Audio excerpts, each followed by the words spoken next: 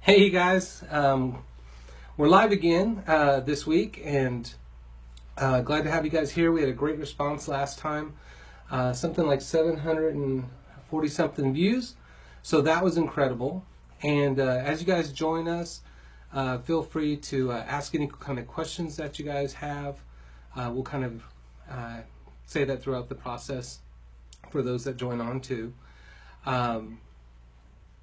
Today we're talking about food as medicine, real food, no gimmicks. Next week we'll be talking about living foods, and last week of course we talked about chemicalized foods, so you can see that or replay that from our last video. sorry about that. Each month we're going to do a theme. This month in July our theme was food as medicine, and we'll be finishing that up. Our next month, the theme for August will be healing the gut, and so we'll have topics about how to reverse Crohn's, ulcerative colitis, irritable bowel, all those kind of easy things to fix and to normalize the gut. I want to introduce Holly Hajaj today. She's the wellness director here at the clinic, and she's a yoga instructor. And tell us a little bit about yourself. Well, I am a yoga instructor and met Dr. G through here at AFC. I've been teaching for about 13 years yoga. I've been a practitioner for about 20, yoga and meditation. I'm really excited about wellness practices and about natural medicine. Through my own experience, I've found amazing results and have also seen those results happen for other people as well. So I'm really happy to be here, and hopefully we'll be entertaining and informative, and thanks Dr. G for having me. Yeah, absolutely. A lot of you guys already know me. I've been practicing functional lifestyle medicine for about 13-14 years now. I have patients all over the world, India and South Korea and Saudi Arabia and all over the US. And I have 4 postdoctoral diplomates, 2 in clinical nutrition, 1 in functional medicine, 1 in integrative medicine. And basically what I do is help patients reverse acute and chronic conditions naturally. So today we'll get started with our talk. So food as medicine, we'll talk about the science, tips, how to survive changes in lifestyle, and Holly will have some good suggestions and some questions as we go along too. So let's get started. One of the first things I want to introduce is the idea that we created most all these epidemics. So we have quite a few diseases like cancer, diabetes, heart disease, fibromyalgia, chronic fatigue, but most people don't realize that they really haven't been epidemic for that long. And so when you look at something like heart disease, we kill 18 times more people with that. Yet, if you go overseas, your risk drops by 70%. Why is that? And it just has to do with different lifestyle. So what people do, what they eat, makes a dramatic difference on the ability to reverse chronic disease or just not have it in the first place. And that's what we want to focus on, is how to change our diet to accommodate that. So really with food, I mean, it's changed dramatically. Not, within my lifetime, although I didn't really notice it because it's kind of always been processed crap since I grew up. So, I mean, home cooking for us was Hamburger Helper, and I'm sure my mom thought that was very healthy for us. Shake and bake. That's right. That's right. So, so a lot of times with patients, this is a learning process of really re-educating about what food is, how to cook food, how to prepare food. And I talk about recipes more than I thought I ever would in my whole entire life over the last several years. So as we have chemicalized our food, we have this idea of better living through science and technology in the 60s, and we're going to make it all better. But what we did was we chemicalized our food to make it cheaper and more profitable. So we talked about that last week, and you can review that. Today we want to talk about how to use food as medicine. So if we get away from the crappy food, what do we replace that with? So we want to make sure that we deal with kind of evidence-based science, best practices and that kind of stuff, and And really the goal is to get rid of gimmicks as we go through this. So what about pain? You know a lot of people in pain? Everyone is in pain. Everyone's in pain. Everyone's in pain. Everyone over 30.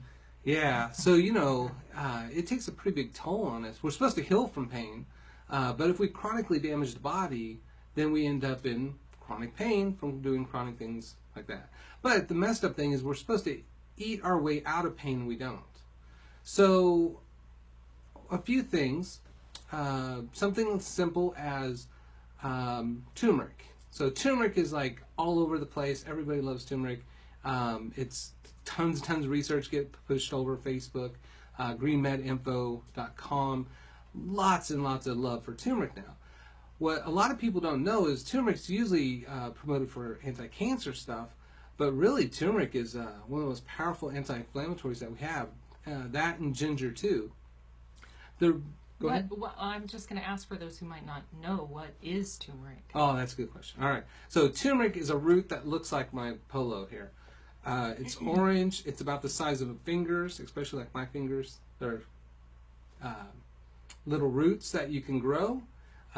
Ginger grows a little bit crazier looking, more like a hand.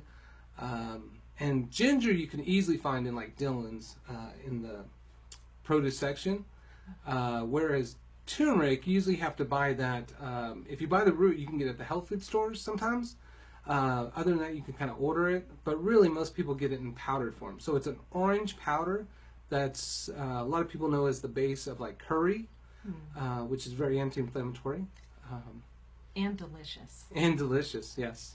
And really, you can't, once you start doing curry, you can't really go wrong. I've kind of mixed matched recipes, but I had to get over that first batch of like, oh, how do I even make this, because it seems crazy. But we can put turmeric, like you can get turmeric as a powder and put a little bit on your eggs, a little bit in soups, salads, stews, and every time you put a little bit of turmeric in your food, you are knocking down pain and inflammation every day. So then you don't need things to take when you're in pain. So 3 out of 4 Americans suffer from chronic diseases like chronic pain, chronic inflammation. 3 out of every 4. That's crazy. It's just like you said, everybody. What about ginger? Do you use ginger at all? Yeah. I like ginger tea, and especially just for digestion. And I like the heat of it. Yeah, that's right. So ginger is very popular for gut problems too, especially when you're pregnant or sometimes nursing or married to a guy. You can get nauseated a lot from bad jokes. All right. So that's really good. And so those ginger and turmeric are both called COX-2 inhibitors. And we have a medication from that. So 900 synthetic medicines we've created in America since about 1900. All those were created from things that already worked, right? And with ginger and turmeric, the medications that are COX-2 inhibitors are those very expensive Celebrex, Bextra, Mobic, even Vioxx was a COX-2 inhibitor. But Vioxx killed a bunch of people with heart attacks during their study that they didn't report to the FDA, and it became kind of a problem. So it got removed, and the rest got black boxed. But while you block COX-2 inhibitor for pain, you also block it towards affecting the cardiovascular tissue, and that's where the problem lies. With turmeric and ginger, those get rid of pain and inflammation, but instead of causing cardiovascular disease, they literally deplaque the arteries. So I have a question here from Vicky. It says, I was told in order for us to benefit from turmeric, we have to start young and it be in your diet your entire life. Yeah, I don't know. That's very gimmicky. That's one of those things. And that kind of sucks too, because what is that? You miss the boat, you're screwed, you're going to die? I see patients all the time that they got to get their knees replaced, their hips replaced, they're in chronic pain all the time, and after changing their diet, reintroducing foods that block those enzymes, or regulate those enzymes, a better way of saying that, they very easily forget they even had that knee pain or hip pain anymore, or neck pain, back pain. So it really doesn't. I mean, there's a physiological reaction within our biochemistry, and turmeric instantly blocks that reaction and then that reaction's over. And so you can do that if you're 99 or 9 years old. You're still going to get the same therapeutic effect. Rob is asking, does turmeric have a strong taste? Well, luckily, yeah, Rob. Hey, Rob. No, turmeric is actually very bland, where ginger is very, very spicy. So ginger, yeah, it's got a lot of spice to it. So you get spicier food, block pain, inflammation. Turmeric, I add it to all kinds of things. I really don't notice much flavor at all. No, I don't think it's very strong. And even people that like may think of turmeric as curry. Curry's actually like several different spices, but turmeric's the benign one in there. Yeah. So, in fact, curry has ginger and turmeric in there, which is awesome. Yeah. I just want to jump in here right quick and say we have a hi from Pittsburgh, a hi from Missouri, a hi from Michigan, and a hi from my friend Jason and Lawrence. Woo! Also got more questions on turmeric if you want to answer more of those, or if you want to go go ahead. on. Another question from Gabe: is it better to take the powder or the root form of turmeric? So, most things, you want to take kind of like fresh herbs, fresh spices, fresh roots. If you can, that's great. If you grate a little bit and put in your food, that's awesome. If you buy it powderized, that's fine too. For generations or eons, we've always used dried herbs, dried roots as powders. So that's fine as far as therapeutic. The only difference that you might see is with the supplements. Now, turmeric is 1/10 curcumin. And those curcuminoids are the pain relievers. They are the therapeutic part, one of the many hundreds of chemicals that are therapeutic for what we're talking about, though. So if you buy a supplement, it might say turmeric, but it's actually about 95% curcuminoids, which means it's just high-dose anti-inflammatory, cardiovascular disease reversing medicine at that point. If you go to like an Asian store and you buy a big bag of turmeric, or you go to Dillon to get a little bottle of turmeric, that's only 1/10 curcuminoid, but it still has hundreds of biological benefits within there, agents within there. So, Another hi from Kentucky. Kentucky, all right. Did I say that already? No. Okay, that's good. Vicky says it's very good in chicken too, and that's true. I get kind of, when I first started using this kind of stuff, I would just kind of experiment, and some things turn out great, and some things really didn't, and your kids were kind of mad at you, but it's okay to try it. Our kids are now used to orange eggs because of turmeric. So, what about heart disease? So that's a pretty bad one. It's crazy because we have to rewrite medical textbooks in the U.S. as we change and evolve and kind of screw up our lifestyles. And one of the things that we had to change in the last few years is that now more women die from heart disease than men. In fact, more women have second heart attacks than men, and more women die of their heart attacks than men. And that's messed up because that never existed. But when women started doing the same thing as men started doing in work, they had the same amount of stress, they coped with the same horrible diet, and they got the same effect, except women also drink lots of dairy, they use lots of chemicals that are estrogenized, xenoestrogens like perfumes and lotions, and that extra estrogen dramatically increases your heart disease risk. And in fact, the Women's Health Initiative back in 2005, depending on the estrogen you were taking, the synthetic one, it can literally increase your risk of heart disease by 87% within the first year. So there was no real therapeutic synthetic hormone replacement therapy that they could really ethically do or morally do. I mean, even the study was stopped because the scientists said it was unethical to document what was going on with these women. Not to prescribe it, but just to sit back and watch this happen. So now with women, that becomes a huge issue. Absolutely huge.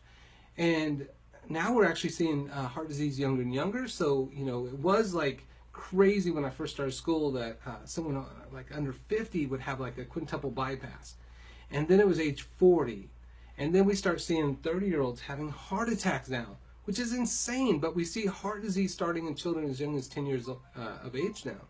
Wow. And that should be absolutely unacceptable. but we can dramatically reverse that through diet. And so, most of the rest of the world has up to 70% less heart disease in America. So your best cure for heart disease in America is get a plane ticket. That's right. Get the hell. We're so on the same page with That's that. right. That's all right. Good. So, what can we do to reverse heart disease? What do you think? Sing. Sing, yeah. Well, lower stress for sure. Yeah, stress is a huge thing. That's not food though. You go to an Italian restaurant and they sing. So back to ginger. That's a huge one for that. Eating lots of fruits and vegetables. That very basic idea of fiber-rich food actually cleans out arteries. What is fiber-rich food? All right. What is that? So mostly raw, and you really want to eat at least 51% of your diet raw, just for the fact of get the max amount of nutrition in there, and also lots and lots of fiber. So your most fiber-rich foods are going to be like brassicas. No? I have no idea what that is. All right. I didn't either until I read these books on heart disease. I thought, what's a brassica? So a brassica is a whole category of vegetables that are cruciferous. Does that help? What's cruciferous? Yeah, they're brassicas. That helps. Does everybody understand that? All right. Good. So cruciferous, I always think crunchy. So cabbage, in fact, purple cabbage is more therapeutic than green cabbage. Crunchy vegetable, broccoli, kale, chard. There we go. Kale, chard, even watercress if you can get that. There's a whole list, and even horseradish is a part of that. And those cruciferous vegetables, not only are they the most anti-cancer foods that are there, but they dramatically reverse heart disease too. And we've had patients with plaquing in their arteries, so they do a Doppler scan, and they're like, "Oh my God, you have plaquing in your arteries. Let's put you on a bunch of meds." And they come to me and they say, "Well, is there anything we can do about this?" I'm like, "Yeah, let's change your diet so we scrub out those arteries, and then when we do the new Doppler, we should expect clearer arteries." And sure enough, it pans out that that's what happens. And so, even if you have plaquing in your arteries and you're to that point, you're not screwed at that point. You can still reverse. Your body at any given time is really less than 8 to 10 years old. Isn't that crazy? Interesting. That is interesting. Yeah. Yeah. So every cell in your body turns over almost daily. Most of your cells. So you're always either going to be detoxifying, getting rid of damaged tissue, damaged DNA, replacing with good stuff, if you're doing it right. Otherwise, if you're just polluting yourself, there's going to be a point where you just turn over more damaged cells. But it's fun to pollute yourself. It is. Dr. G. I know. It's comfort food. We'll talk about that. We'll talk about that more a little bit later. Yeah. So I do have a couple of questions. Can I jump sure, in here? Absolutely. I had a question. Do we need to have organic foods? Do they need to be organic? Okay, so on Organic brassicas. Yeah, so one thing you might want to look up, and I have this on our Integrated Wellness Solutions Facebook page. I went ahead and posted these, but there's one meme on there that's the Dirty Dozen. Or sorry, it's the Clean 15. It's the cleanest foods that you don't have to worry about buying organic. So most foods, you don't really have to worry about that, except for the Dirty Dozens. Those are absolutes. Like apples have like 200 pesticides sprayed on them every year. And so a horrible, disgusting, polluted apple is way better than, some synthetic food. But can you get a better apple? And so that's one of those things, like organic apples are a must. And within that Dirty Dozen, those are the ones where you really want to invest your money on organic. And then the rest, if it's affordable, then it's worth it. So there's the Clean 15, which are the least polluted. If you go to, I think it's What's On My Food or What's In Your Food.org, you can actually look up by food how many toxins they use, or actually how many toxins are left on the fruit or vegetable when it actually gets to the store. After they washed it, waxed it, everything.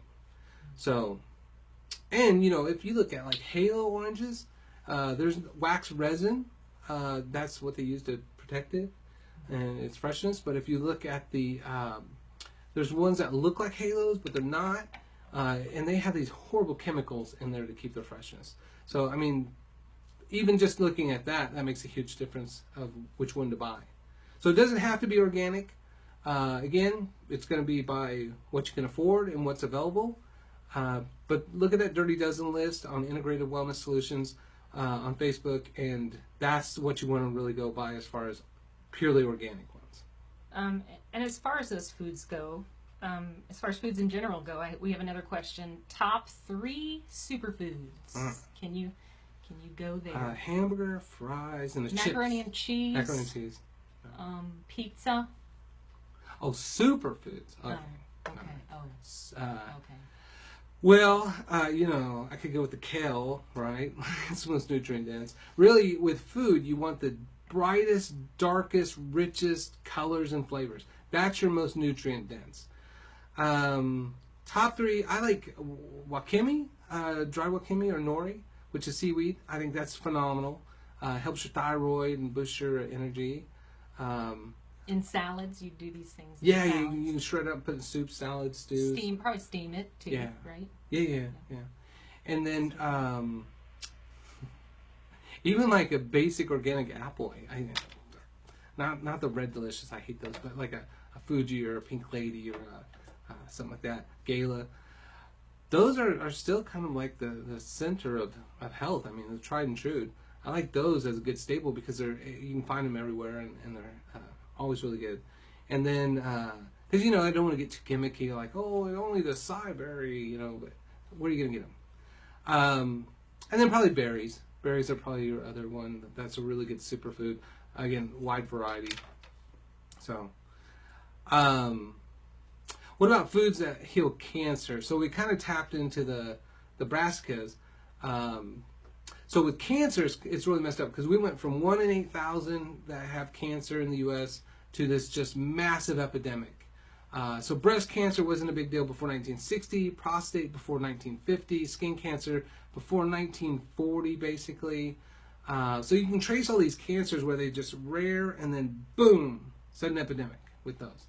And there was something we changed for each one of those. And for like prostate and breast, it was estrogen, fertilizers, pesticides, those kind of things. For skin cancer, we put cancer-causing chemicals in there called benzenes. So with cancer, we went from 1 in 8,000 to, by 1970, it was one of the top 10 killers.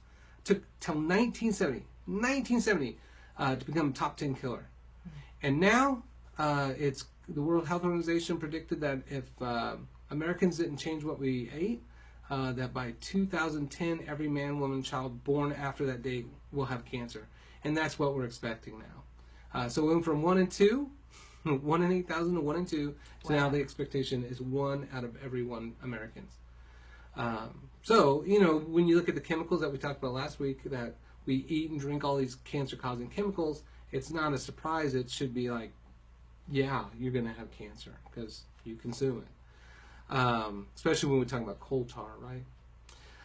So what about reversing cancer? It's really interesting. There's cancer institutes that are actually starting to integrate nutritional medicine. Dr. Patrick Quillen wrote a really good book, Beating Cancer with Nutrition, and that was used in the Cancer Centers of America as basically he wrote their programs.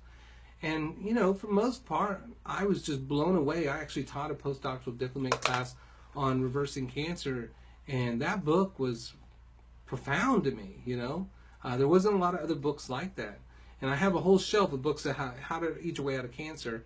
And, there's angiogenic foods. So these are foods where, like, you eat them and they take away the blood supply to the cancer.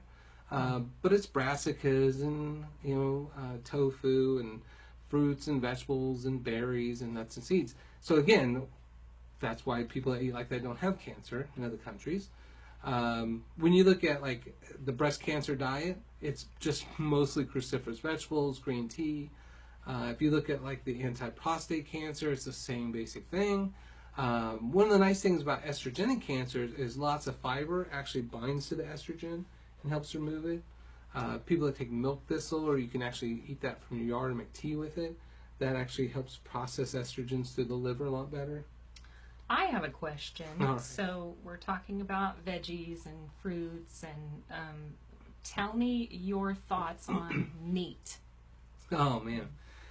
All right, so the World Health Organization said last year that It's controversial. eating meat, American meat, processed, glued together meat that's full of nitrates, so we can glue it together, is now more toxic than smoking cigarettes for causing cancer. Ouch. Isn't that crazy? But what if someone really likes meat? That's off the hook. Well, we kind of think we're like a protein deficient population, and we're not.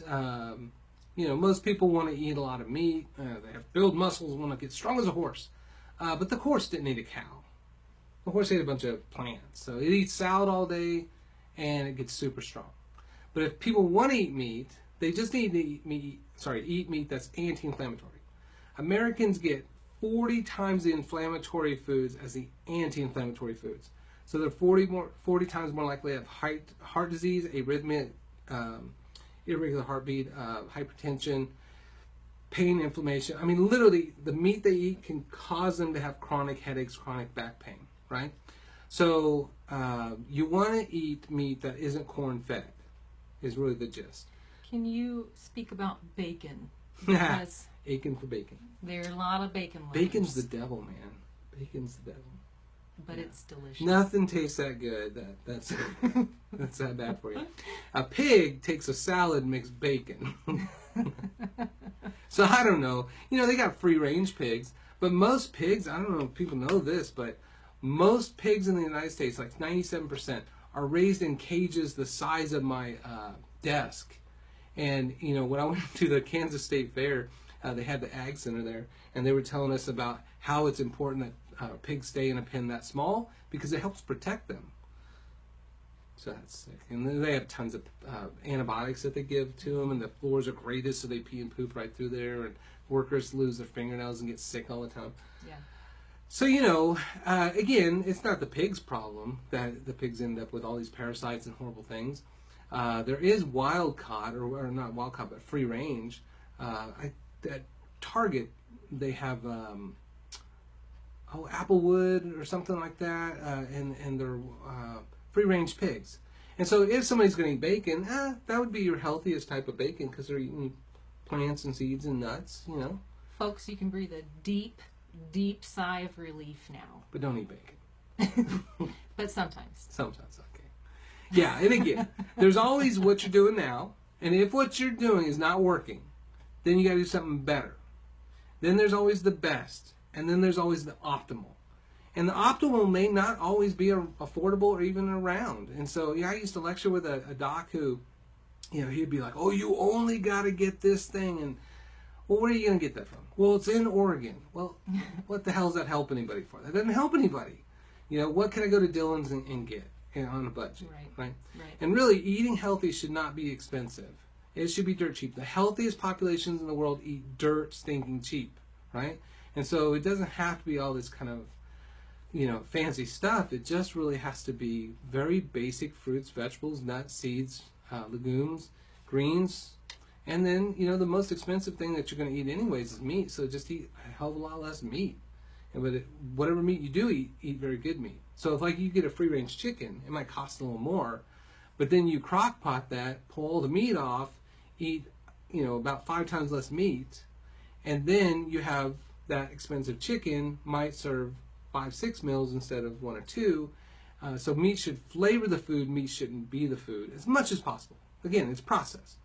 But then you can take all those bones and you can crock pot those with some carrots and onions overnight, and then you strain it off, and you have bone broth soup, which is just insanely nutritious for you. And so you get double the money from that same chicken. I've personally had good results with soup for digestive upset. Oh, yeah. Really good results. And then, So eating for all your cancer diets, it's fruits and vegetables. Back in the 1980s, it was 5 servings of fruits and vegetables will reverse pretty much every cancer and prevented every cancer. Today, it's 13 servings of fruits and vegetables. But remember, when you're talking about serving a vegetable, and that's a handful, right?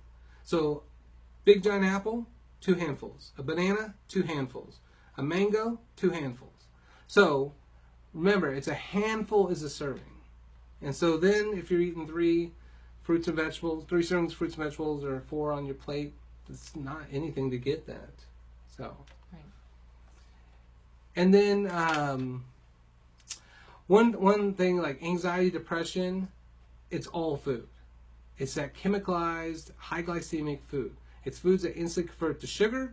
It drops your blood, it raises your blood sugar too high. You drop it too fast, and you use epinephrine to bring it back up. So if you think about, I love this example. I always say this, like American diet. You eat cereal, which is sugar. You eat milk, which is sugar on the cereal. There's probably sugar in the cereal. And then you have toast, which is sugar. And then you have jam on there, which is sugar. You have orange juice, which is with no fibers, just sugar. And so you just jack up your blood sugar super fast by eating like an American for breakfast.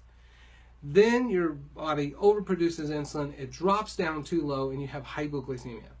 And then you start feeling funny, brain foggy, slow and lethargic, and so your body doesn't like that. So it then surges blood sugar back up to normal using a hormone that's not supposed to be used for this called epinephrine.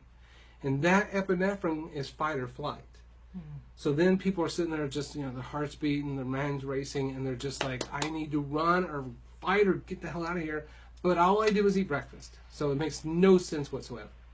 And it's just that meal. That's all it is. And you see, I see patients all the time with crazy anxiety, crazy depression, years and years of antidepressants, and just changing their diet, boom, they can just be healthy and happy again. Yeah. It's amazing that food has that much of an impact on people. I think the hardest part for people is actually changing their diet and knowing how to change their diet. Yeah.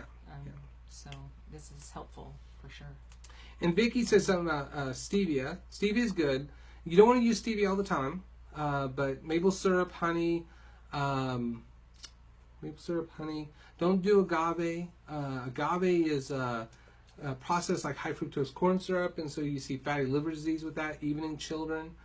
Stevia is all natural, but stevia, like artificial sugar, actually jacks the sensation of sugar up to here, so it's infinitely sweeter, like 300 times sweeter than sugar. Yeah. And when you do that, then your body, your neurochemistry of your tongue changes to your sensory part of your brain that says, now this much is sweet, not this much. Mm-hmm. And people overconsume if they use a lot of it. So again, once in a while is great. You can acclimate, you can change what you crave Right. too, right? So like as you change your diet and you start coming off sugar, you crave less, right? Right. Now, in the beginning, it'll be crazy because sugar is now more addicting than cocaine on the brain. I believe that. That's right. So that's why I use cocaine. Powdered donuts, it's all cocaine. So, awesome. it's messed up. Your brain doesn't know the difference between cocaine and sugar when it comes to addiction. It doesn't. And what's really messed up is like comfort food. So you're like, oh, it's so hard to get off comfort foods, There's a part of your brain that's tied to the limbic system from the olfactory and the taste buds.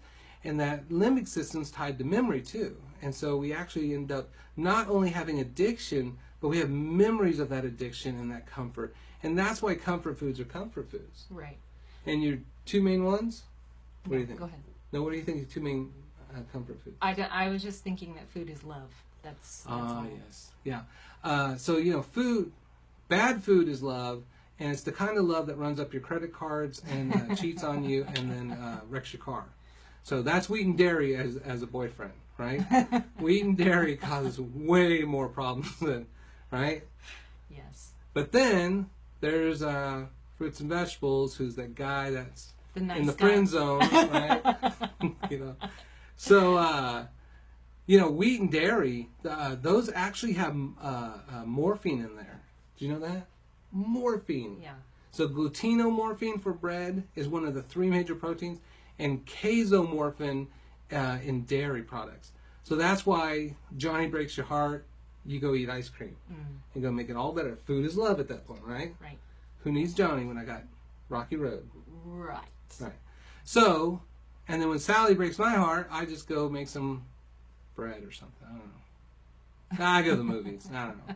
But, so with bread and dairy, that's a big problem because now you have brain addiction just like drugs. There's no difference on a functional MRI whether somebody is taking morphine as a street drug, crack cocaine, alcohol, or wheat and dairy.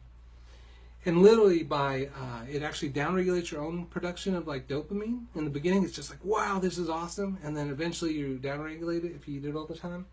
And then you have this memory that, man, when I drank soda, I could get everything done. When I ate this, I felt so good. But then you downregulate your own neurotransmitters and you can't achieve that same happiness. And by the time someone becomes overweight, they can no longer achieve the same happiness that they ever had through food, just resting. It's crazy. And on a PET scan or a functional MRI, you can't tell the difference between a drug brain and an overweight brain because that. Yeah. And if someone's overweight, which is now in the U.S. where we have more overweight people, or no, more obese people than overweight people. But by the time someone becomes overweight, they have lost up to 4% of their brain mass because of that downregulation. Same thing's true of like when they become obese, up to 8 to 10%. So, you know, those old school, here's your brain on drugs kind of thing, it eats away your brain. We see the same brain shrinkage with that. So that's why we want to get rid of those comfort foods and really get back to just real foods. Feel happy just to be happy. Eat for your hormones, not for your coping. Right. Yeah. Right. So... Yeah, so we have about 10 more minutes. We have so many great questions, too. I don't think we'll be able to get to all of them tonight, but we can certainly address... Nightly chocolate chips and ice cream. Yeah, I like that. We can certainly address that. I like Biggie, I felt better off gluten. Holy crap, if there's 2 things you could do, get off wheat and dairy for like a week and track how you feel. I mean, those 2 alone are so much anxiety, so much depression. I think it was C.K. Lewis, who's a very inappropriate comedian, but he's super funny. Yeah. Kind of like me. So he made a comment about food should be your energy, food should be nutritious for you. Food should not change what you're doing for the rest of the day. And there's so many people that, oh, I ate that and now I got to cancel my plans. I got to stay at home. And I've done it myself. I mean, I'm just as human as everybody else. I grew up eating crappy fast food, all that kind of stuff. Got cancer in my 30s and then had to clean stuff up. And it's still been a challenge. I still fight it all the time, you know. But there's times where I would be at work and I'd be like, oh, I'm so stressed out. I'll eat some, you know, sandwich or something. And I'll just get brain fog and I'll get just tired. I'm like, I got to cancel my schedule or something. Like, I can't focus like this. And it's crazy that food would do that to somebody. Right. But imagine the people that do that all the time. There's chips. So we have these parties every now and then. And so we'll buy semi-healthy things for people. And so we bought like puffed Cheetos or natural Cheetos. And they're not healthy. But I noticed when I ate them, my heart changed rhythm. And so I was just like, what the heck's going on with me? And so then, of course, later that day, I was like, I'll eat some more because I'm a guy, right? And so I ate some more and holy crap, it came back, right? And so I realized there's some ingredient in there that literally changes the rate of my heart or changes the rhythm of my heart. And if I was like a regular person, just kind of oblivious to this, I would go to the doctor, keep eating those, go to the doctor, and then they'd be, oh, you got arrhythmia, take this drug. And then when I have too many side effects, well, we'll just cut out your SA node and replace it with a pacemaker. All because I ate crappy chips. It's amazing, amazing. Cheetos are the devil, too. Cheetos are the devil, yeah. Now, one thing I do want to note, you know, we just kind of touched on stuff. There are slides. Usually this presentation is about 2 hours that I give, but it's all just facts. So we're doing more of like a, I don't know, maybe a talk show theme or something like that? Yeah. I don't know. So a little more kind of easygoing talk. So the slides, though, you can download either off slideshare.com, and I posted that link to the slides in the very top of this feed. So if you scroll back up, you should be able to click on there, download the slides. And there's, I don't know, 40, 50 slides or something, but there's a lot of research in there. So how to break up clots, how to reverse heart disease, cancer, diabetes, all those things should be in there. Really, really good stuff. One thing I do want to touch on too is about food addictions. Is one thing you could do is there's a product called dopamicuna, and you should really take this under like a natural doctor. But it decreases, or it actually is full L-dopa, which then converts across your blood-brain barrier to dopamine, and then you feel good. And then you don't crave things to feel good. And for a lot of patients, this is a lifesaver when they just cannot, fight that urge. It's just too much. Because again, it's meth. Mm-hmm. Grilled cheese is a meth sandwich. And it's really hard to just I'm going to give up meth today, right? So that really helps. So dopamicuna is a great lifesaver. The other really popular supplement that people take is called Genema Silvestre. And what that does is it desensitizes your tongue, your taste buds in your tongue, to sweetness. And so then, if stuff doesn't taste sweet anymore, then who cares? I'm not going to eat it anymore. Yeah. So those two can be a lifesaver for people that are really on the end and struggling to overcome the food addiction of the comfort foods, all that morphine effect. I was just thinking too, if you're taking these cravings away and whatnot, it might be good too to think about, what am I replacing with? It's not only good food, but that sweetness, the sweetness in life that food brings. How can I integrate more sweetness in my life? Right. Not just through food, but through other modalities too. It's just something to think about. If you take something away, you probably need to replace. So last week, when we were reading labels, Holly's the one that I was pointing at that actually ate fairly healthy. They were healthy. They were completely healthy. Just warmed up lunches that you get that are frozen. So what were those? So instead of doing lean cuisine or those bull crap things and fast food. Yeah, Evol. Yeah. Evol? I think it's just Evol. EVOL. Okay. Is one brand that I use, and then also Amy's is good. But you can find more than you would think. More convenient frozen meals without wheat and dairy, and than you would think. There's a lot of options that have really popped up especially over the past, 2 to 5 years. Yeah. Would you say? Oh yeah. So there's a lot of really good options if you just take the time, be patient, and take the time to look. Yeah. There's a few questions about meat too, and so I didn't clarify. So meat, grass-fed, grass-finished. Grass-fed legally can go to the feedlot for the last 6 months and get antibiotics and inflammatory corn. But what you want is grass-fed, grass-finished, or 100% grass-fed, that type of thing. That'll be anti-inflammatory dominant, getting rid of pain and inflammation. With chickens, it's free range. Now, cage-free doesn't really mean healthy. If they put it in that one giant warehouse cage, put 100,000 birds in there and feed them corn, and it's cage-free, vegetarian-fed, but that's still not healthy. It's going to cause chronic inflammatory pain and disease. And so you want free range. So, and you still, again, they can still feed them corn and stuff, and genetically modified soy and corn. So, you want to probably know. And so, like our patients, we give out local farms and information that do it right. And then, the farmers markets. Those are usually good sources. So you want to be careful. Now, with fish, and fish is the most anti-inflammatory. Fish actually has 9 different mechanisms by which it reverses heart disease. 9 separate mechanisms reversing heart disease, reversing arrhythmias, busting clots, awesome stuff. And in country like the U.S., we eat the least amount of fish out of everything. We literally consume more coffee by pound than we do fish. So we're living for the stress, not reversing disease. So with fish, you really want wild caught. And I live in Kansas in the middle of nowhere, and so wild caught to us means frozen. So you want wild caught, and that's a legal term. So don't, other weird terms that they put, line caught, sustainably caught. Wild caught is the legal term. So wild-caught salmon, tuna, halibut, mackerel, cod, sardines. You want those cold water fatty fish, and they actually, are the most therapeutic. On the coast, we have patients out, like Manhattan, or not Manhattan, Massachusetts and stuff. They have fishmongers, and fish share programs. So, they literally get wild-caught off the boat fish. So that's great. In Kansas, not us. So,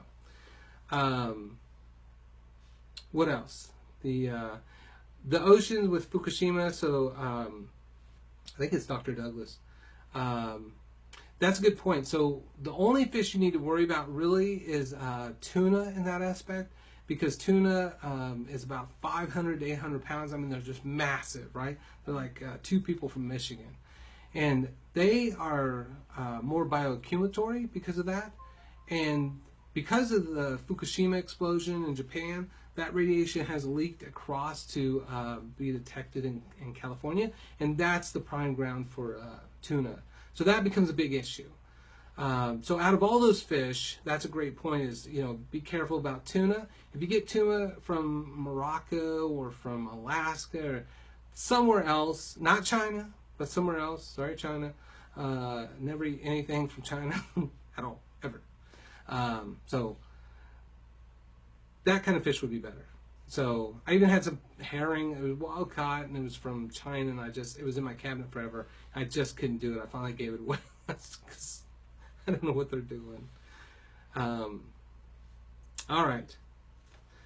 So we're going to wrap this up, I guess. We're going to have we have a couple options too. I'm going to post another video later that's pre-recorded, reading from graded lessons in physiology and hygiene from 1910, and it's going to talk about the alteration or adulteration of food and how harmful it is.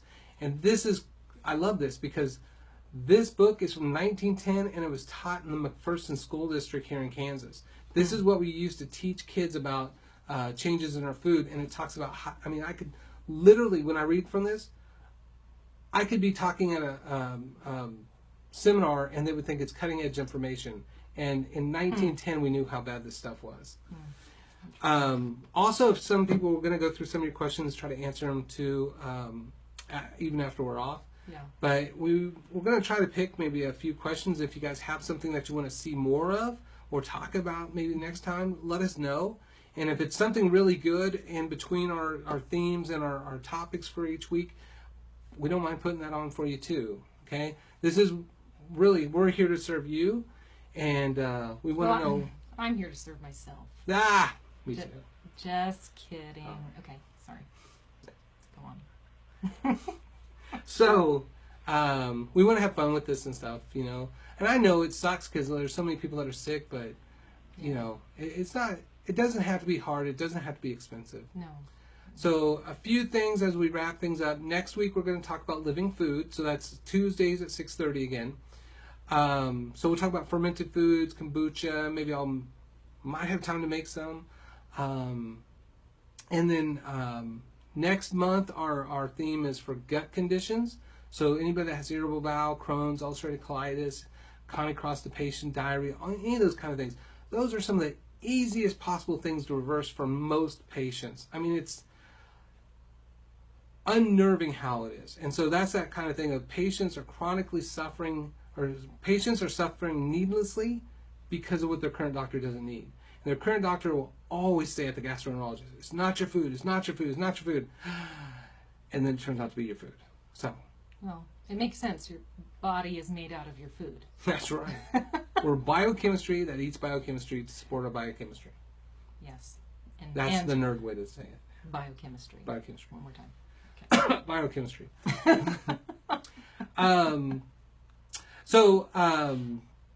If you guys want to, if you know anybody that wants to schedule a consult, food is medicine is basically how I practice lifestyle medicine, functional medicine, clinical nutrition. They can certainly schedule at our office at 636-2888. And then also if you go to the Integrated Wellness Solutions, and we'll post it on here too, we have our schedule of yoga and Tai Chi meditation that we do at the office, which is life-changing, life-affirming for a lot of people. Don't be intimidated. It's beginners and family, and we've even got a free yoga class the last Saturday of every month. That's an all levels class. People are intimidated by yoga, but there's no reason to be. Yeah. So, it's doable. And then also, for more food ideas, I posted those on the AFC website and on here too. So we'll post links to those also in here, and then you have links to the PowerPoints at the very top. Mm-hmm. And man, I love this. I think this is a great format. I hope you guys are enjoying this. I want to hear your feedback. I don't think I've ran across anybody that said you suck yet, so I think we're doing pretty good. We're asking for that one. Yeah. That's coming next.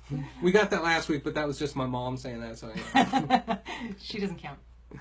So, my takeaways from this, eat real food. When in doubt, eat real, actual food. Fruit, vegetable, nut, seed, berry, legume, green. Even if you go to a quick shop and you're like, I don't have anything for lunch, grab a basket of strawberries, eat the strawberries. It doesn't have to be a meal. It's just marketing. Or nuts. I get bags of nuts. Oh, absolutely. Yeah. Nuts prevent you from going nuts. Ooh. It's true. 1 handful of cashews equal to 1 Prozac. Ah. So. Yes. Okay. And then, so then my wife was like, why do you keep feeding me cashews? I got 4 daughters, so we got big things of nuts at the house to make sure everybody doesn't pick on Dad. Stop giving in to gimmicks. So all those kind of crazy food ideas, they don't pan out when you look at the longest living populations, healthiest populations. They're just American gimmicks where we're all sick and just making up crazy ideas to feel better as opposed to eating real food. Don't fall off the wagon. I'm not perfect. You're not perfect. We're all trying to figure this out together. If you give in, you did not fail. Jump off that wagon, jump back on. Do not fall off the wagon. You're not a victim. We all make bad choices sometimes. Get back on, make better choices. There's no failure. It's just constantly moving in the right direction. And the last thing is really progress over perfection. If you can't do it perfect, do better than you're doing. And just keep moving in that right direction. And just like last week, I saw a patient at a cafe, and she's lost like 80 pounds. And then there's another one I saw at the convenience store that lost 180 pounds. And then there was a woman at another cafe across the street from me in Newton that she was just like, it changed my life, just not eating crap. And she said, now I know when I feel bad, I look back and I go, oh yeah, I ate that. Yeah, of course I feel bad. And I love that because it's such empowerment to know how that food affects you. And if you choose to feel bad, I choose to feel bad every now and then eating something crappy, but I'm not surprised. I know. And then I get back on the wagon. Right. What are your takeaways? Well, just from some of my own personal experience, having struggled with all of these issues that you've talked about, I was going to say, first of all, before you start, take a bath in all your favorite foods as a grieving process. Just marinate. No, I'm kidding. Don't take a bath in your food. Except Jell-O. Except for Jell-O. Jell-O is okay. No, I was going to say, really, just start small. Start with one thing. All this information can be overwhelming, but make it doable so that you can feel successful. So if it's getting rid of soda this month, get rid of just soda and start with that, and you'll find that it gets easier and easier to move to other things. But make it doable. Otherwise, you'll get discouraged. The other thing I was going to say, self-acceptance is important. Like being okay with who you are right now, not trying to change everything tomorrow so that you can feel perfect. I think that's important too, to keep a lightness Absolutely. in your attitude about this process, so that you don't get weighed down on yourself. It's okay to be where you're at. And then the other thing I had thought about was just being flexible, and I think you've kind of talked about it. Eating 80 to 90% of your food, 80 to 90% of what you eat, try to make that healthy. But if you have those cheats and that other 20%, that's okay. Just start somewhere and make your goals doable. And like Dr. G says, try again. For me, when I fall off the wagon, which is regular, I just tell myself, try again. Try again. We'll try again tomorrow. No big deal. So that would be those are my thoughts. That's right. No, I love that. So, And you never fail unless you stop trying. yeah. Yeah. Exactly. I think I read that somewhere. Yeah. Probably Facebook. Plagiarizing. Plagiarizing. That's my plagiarized meme for the night. All right. Well, hey, another thing too, if you guys will, I know a lot of you guys have been through health journeys of your own. I saw a lot of people on here that I know. If you have like some hints and helpful ideas that have really helped you succeed in your journey, please share those with the rest of everybody too. We all need those ideas, and sometimes it's that one kind of idea that you post that's just like, hey, I could do that, right? So it's a great push in the right direction. I appreciate all you guys being here, and I literally would make this 3 hours if it was up to me, but I know you guys are busy and stuff. So please share this with your friends and family if you think this would help somebody, and otherwise I'll see you next week. Yeah? All right. Yes. Thanks. So Thanks so much. All right. Thanks, you guys. Have a great night.